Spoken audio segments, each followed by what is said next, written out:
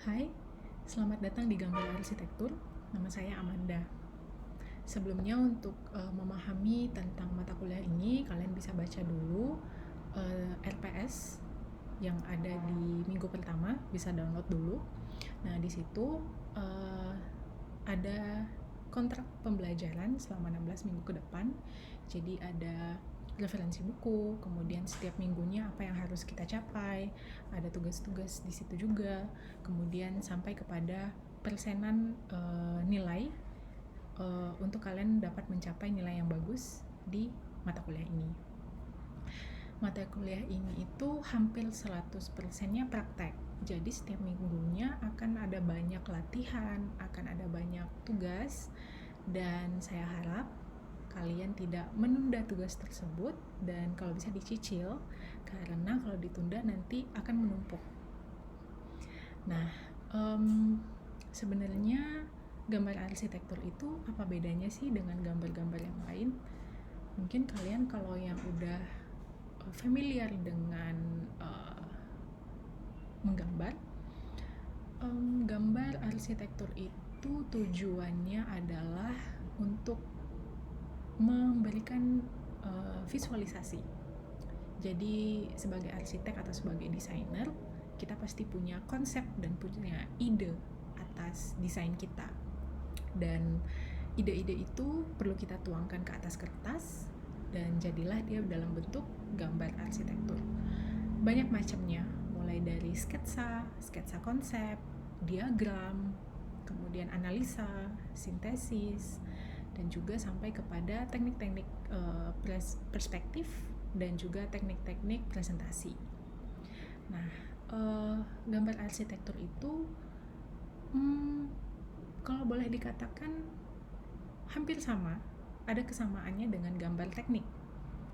Gambar teknik mungkin dia lebih teknikal. Jadi untuk beberapa part dalam design development itu ada ketika desainer atau arsitek perlu menggambarkan desainnya secara teknikal dan secara informatif supaya dapat dibaca oleh para engineer atau para arsitek lainnya atau para kontraktor. Nah, di situ akan lebih kepada engineering design atau engineering drawing, atau biasanya kita panggil dengan DED, detail engineering drawing gitu. Dan di sana udah tercantum yang namanya dimensi, kemudian ada simbol-simbol tertentu, dan juga lebih rigid, level misalnya kayak gitu. Sementara kalau gambar arsitektur biasanya lebih menekankan kepada konsep. Jadi kalau kamu punya suatu ide, kemudian kamu punya sebuah konsep, kamu perlu menggambarkannya dalam bentuk gambar arsitektural, dan di sana lebih menekankan tentang bagaimana kamu bisa menyampaikan konsep kamu itu di atas kertas sehingga orang melihatnya langsung mengerti tanpa harus banyak explanation. Nah, itu mungkin nanti di akhir kita bisa belajar lebih banyak tentang presentasi teknik. Tapi untuk memulai dari awal, kalian harus tahu dulu apa aja sih alat-alat yang harus dipakai sebagai beginner untuk menggambar arsitektur. Nanti kalian bisa download, ada materialnya di bawah, drawing tools, dan di sana ada beberapa alat yang perlu kalian siapkan untuk memulai menggambar arsitektur. Kemudian selama 16 minggu ini kita akan banyak sekali exercise dan assignment, jadi kalian perlu yang namanya logbook. Jadi nanti ketika UTS dan UAS, logbook ini akan dikumpulkan dalam bentuk checklist.